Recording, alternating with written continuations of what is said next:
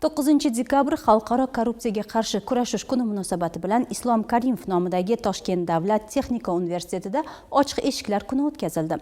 Mazkur tashabbus halollik tamoyillarini targ'ib qilish, ta'lim muassasasida ochiqlik va shaffoflikni kuchaytirishga qaratilgan.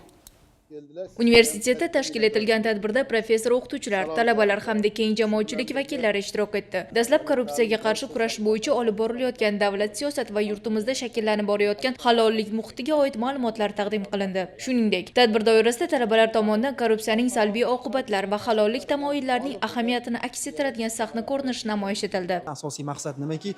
Yoshlarda, talaba yoshlarda, soha mutaxassislarida, fuqarolik jamiyati vakillari, a'zolarida ularda korrupsiyaga qarshi o'zlarida immunitet hosil qilish, korrupsion holatlarni eshitganda, guvohi bo'lganda ularni darhol o'sha tegishli tashkilotlarga yetkazish borasida bir qancha muhim ma'lumotlar berildi. Talabalar tomonidan sahnalashtirilgan ushbu kompozitsiya orqali korrupsiyaning jamiyat hayotiga ko'rsatadigan salbiy ta'siri badiiy ifoda etildi. Ko'rinishda mas'uliyat va qonuniylik tamoyillarining ahamiyati keng yoritilib, mazkur illatga nisbatan murosasiz munosabat shakllantirishga qaratilgan g'oyalar o'ziga xos tarzda yetkazildi. Tadbirimizda biz sahna ko'rinishi bilan ishtirok etdik. Sahna ko'rinishida biz tashkillashtirilgan jarayonlarda byurokratiya jarayonini o'tdik, tizimlashtirishni o'tdik va hujjatlardagi oldi-berdi korrupsiyalarni o'rgandik va yoshlarimizga atroflicha ma'lumot berdik. Tadbir nafaqat talabalarda halollik tamoyillarini mustahkamlashga, balki ta'lim muassasasida korrupsiyaga qarshi immunitetni kuchaytirishga xizmat qildi. Eng muhimi, yoshlar bu borada o'z pozitsiyasiga ega ekanini sahna ko'rinishlari va fikrlar orqali yana bir bor namoyon qildi.